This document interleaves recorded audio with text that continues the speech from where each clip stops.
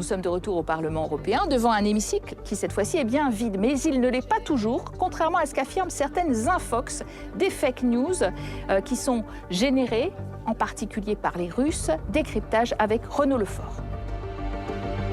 À Strasbourg, dans l'antre des députés européens,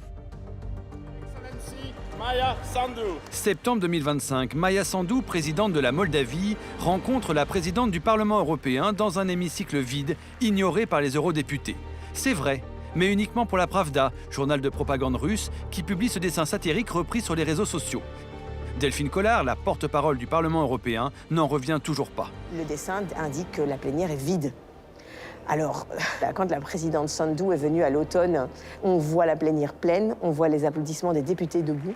Quel était le but de cette campagne de désinformation à l'approche des élections législatives moldaves ?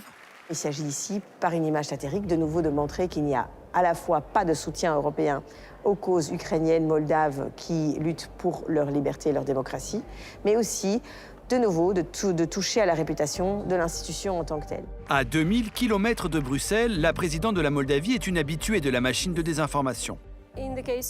Dans le cas de la Moldavie, l'ingérence de la Russie est brutale.